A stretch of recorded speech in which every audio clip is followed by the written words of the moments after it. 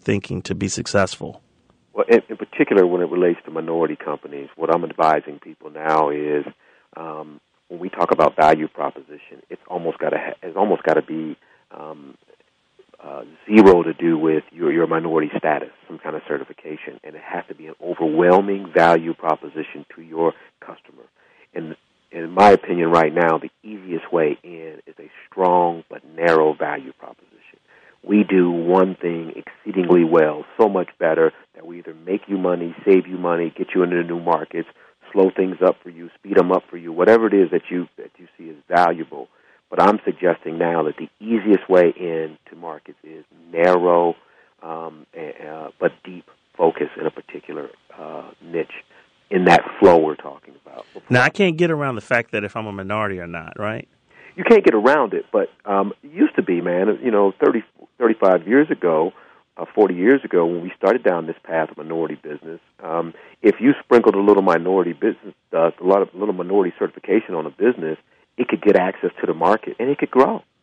And it was less about value proposition and more about meeting goals. And I try to be as candid as possible. All right. That has simply become less important today. So in a time when the businesses are starting to look at cost-cutting measures, do you see that diversity or supply diversity departments or people who are focused on minority contracts being reduced? Well, you almost asked the leading question. Of course, you see those departments being reduced because they're seen as cost centers, but they're not the only cost centers being reduced. Anything that has to do that isn't driving revenue, companies are trying to cut right now, but that's cyclical. That'll change. I'm not as worried about that as a long-term implication. What I'm more worried about is our ability to continue to create value propositions that drive us to the next level of competitiveness. That's my biggest concern right now. We'll get back to departments of supplier diversity and inclusion, and they may be named something different, and they may be structured differently. But the businesses are going to drive how much corporations and public agencies are going to spend with minority firms. I look at the statistics from demographers, and we always talk about how there's this new minority or majority in America. And by 2050, the minority will be the majority. And I start thinking about the impact on the next generation of leaders having to have a sense of education and understanding entrepreneurship. Because the stats tell us now that minority companies hire more minorities. And sometimes what we find is that business people who are able to build new generations of business people are allowing themselves to grow in that space. I start thinking about Earl Graves starting, Black Enterprise and his sons working for him and allowing his business to grow. And how much of that is really occurring and how much of that should we be fostering, recognizing that the minority will be the majority and we want them to be productive citizens as well as pay taxes and really provide opportunity for their communities? Yeah, well, you said so many things in that brief statement. First, let me say I am skeptical of the research that is suggesting that minorities hire more minorities. The evidence is the research I've seen it makes me take a leap of faith. So let me be clear about that. That I think that minorities probably do hire more minorities, but I'm not sure to the magnitude of the research that I've seen, and I've not seen any recent research done in that area. And would that be because minority companies are smaller? So if, for example, if I have a barbershop, I'm probably going to hire more minority barbers, or if I have a CPA shop, I'm probably going to have more affiliation with minority CPAs, so we go into business together. I think that's true, but if indeed I'm a multinational minority-owned company, does that translate to that company? And I'm just not sure that that's there. But, the debate is almost irrelevant in 2009 heading into 2010 because when we look at minority and majority on a global basis, it gets really muddy. So if I'm running a strategically driven company, I'm saying I'm going to hire the best and brightest, and I'm going to compete on the global market, and whether those people are in the U.S. or like IBM, 71% of them are not in the U.S., we've got to be competitive.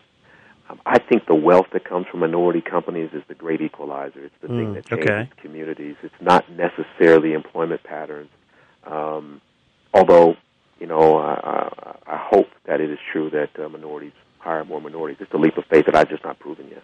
So building the wealth of minority businesses or people are going to be important for entrepreneurship. Do you see that as a key goal? Well, it is. It is the goal, and I think we get all confused when we talk about spending goals, and those are all means to the end. The end is diversifying the wealth that exists in this country. If you look at the Forbes 400 list, and you look at how they made their money, it was through entrepreneurship. And if that is the way to discretionary wealth, then we want to make sure we have a diverse level of wealth in this country, because decisions are made by people who have money. They drive the decisions. If you want more inclusive decisions, have more inclusive wealth. And I think when we cross those thresholds, and you see it in pockets in different cities, when you see an entrepreneur that really has done very well, how they can make things happen in their community because they run in the circles, they can put the dollars, their money where their mouth is, they can influence who gets elected. I think that's when we really have inclusive communities, and that, the wealth, is what we should be after. Well, when I start thinking about the minority population, and particularly in the African-American community, I'm just going to start there, and you start talking about wealth, and wealth being measured in billions of dollars, and you look at the list that Forbes have, we have few minorities, and particularly in the African-American community, only two that I can think of now is, Oprah Winfrey, which we know, right, and Bob Johnson.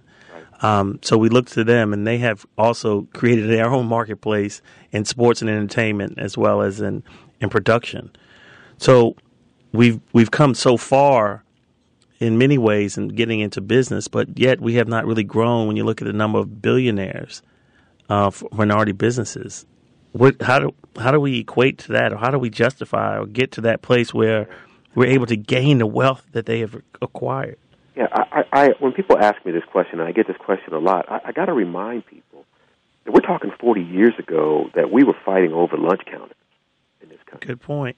And so part of the issue is recency, man. We are a generation and a half away from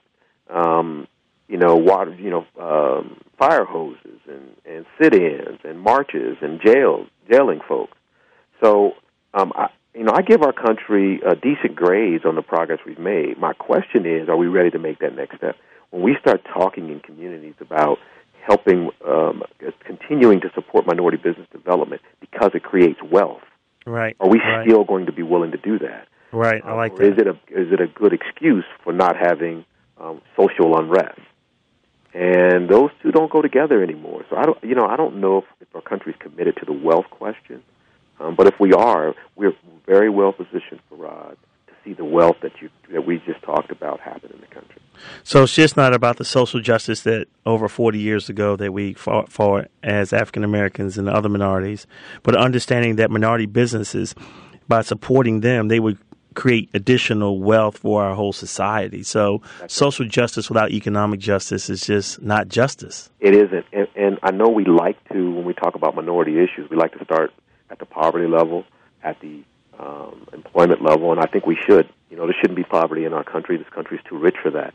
But we will never have true economic inclusion in the communities in this country unless we have successful entrepreneurs creating wealth that spills over to diverse philanthropy, diverse leadership, diverse seats at the table on boards, right, profit and non-profit. We won't get there until we get to that point. Wonderful. Well, thank you, Dr. Gravely, for giving us this time to talk about wealth creation as it relates with the minority business. We're so happy that you took the time out your busy schedule to spend this time with us. And we hope that we can come back to you again as we can see this develop. And hopefully we will see that the minority businesses will not just be a social program or cost center, but they will become economic centers as well as profit centers that make sense for our country. Well, I'm excited what you're doing with Minority Business Media, and anytime you want me, just let me know. Thank you, Dr. Gravely. All right, thank you.